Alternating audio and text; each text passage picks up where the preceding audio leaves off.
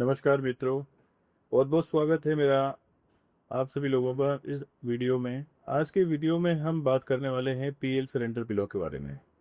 PL surrender बिलों को किस प्रकार से प्रोसेस किया जाना है एफएनएस 3.0 पर। जैसा कि आप सब जानते ही हैं कि आपको वीडियो साहिबान की एसएसओ आईडी से लॉगिन करके इसके अंदर दो रोल्स का इस्तेमाल होने वाला है। तो सबसे पहले जो हम काम करेंगे वो डीडीओ रोल पर करेंगे। तो डीडीओ रोल के एम्प्लॉय मैनेजमेंट में आकर आपको सेंशंस में आना है। सेंशंस में अगर रिक्वेस्ट लीव सरेंडर, तो सबसे पहले आपको क्या करना होगा, इसमें रिक्वेस्ट करनी होगी एचओ को।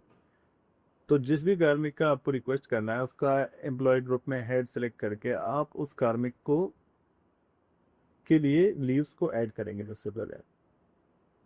तो यहाँ पर हमारे कार्यालय में एक कार्मिक का लीव सिलेंडर का हमने यहाँ पर करके मैं आपको दिखा रहा हूँ। तो इसमें आपको सबसे पहले वो किस दिन पर उसने आवेदन किया है, उस आवेदन की तिथि को, कितनी उसकी लीव बची हुई है, कितनी लीव के लिए वो अप्लाई कर रहा है, और कार्यालय के द्वारा प्रदान की गई सेंशन, उस सेंशन को आपको यहाँ पर जरूर से अपलोड कर देना है।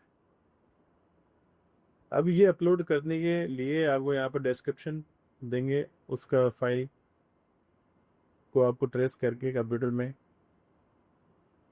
उस फाइल को अपलोड कर देना। अब ये कार्यालय के द्वारा दी हुई सेंशन होती है। अब ये सेंशन जैसे ही अपलोड होती है तो आपकी जो एचओ को रिक्वेस्ट फॉरवर्ड की जा चुकी है।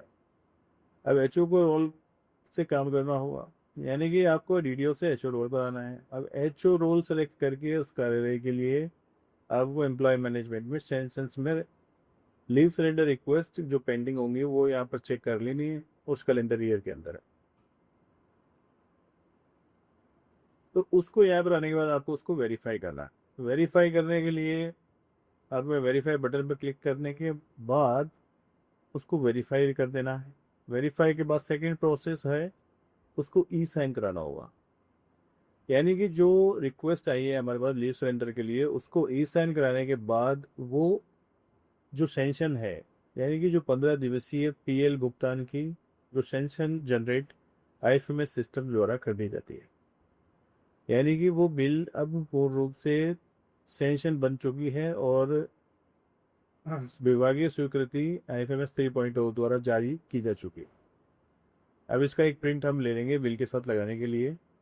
तत्पश्चात वापस से हमें डीडीओ रोल सेलेक्ट कर लेना है। डीडीओ रोल सेलेक्ट करने के बाद अब हमें उस पर्टिकुलर पीएल सरेंडर बिल को प्रोसेस करवाना है। तो बिल्स में आने के बाद सरेंडर में बिल जनरेशन में आपको जाना है।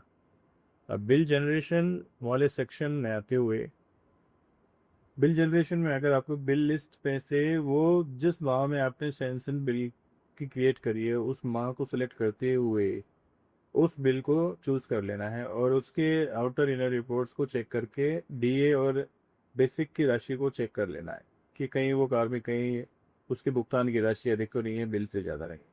और मौजूदा डीए रेट से उसको मैच करके आपको उसकी मॉडिफाई करने का भी ऑप्शन आपको मिलेगा। तो आप उसकी बेसिक और उसके डीए को यहाँ पर अपडेट कर सकते हैं। उसके बाद में आपको सेंशन को डॉक्यूमेंट को फिर से यहाँ पर अपलोड करना है बिल के साथ में, और वो बिल तैयार हो चुका है ट्रेजरी फॉरवर्ड होने के लिए। तो उसके ट्रेजरी फॉरवर्ड करने का तरीका जो अन्य बिलों की भांति हम ओटीपी डालकर ट्रेजरी को उस बिल को फॉरवर्ड कर देते हैं। अब ट्रेजरी द्वारा इस बिल को पास किए जाने में मूलतः 15 से 20 दिनों का समय लगता है, क्योंकि सरेंडर का जो भुगतान है वो निदेशालय स्तर से किया जाना होता है और वहाँ द्वारा अक्रूड बिलों को पीएल्स के भुगतान को बिलों का जो अनुमानित समय 15 से 20 दिन का होता है। और उसके बाद आपको इनर आउटर रिपोर्ट्स को डाउनलोड करते हैं। Thanks for watching.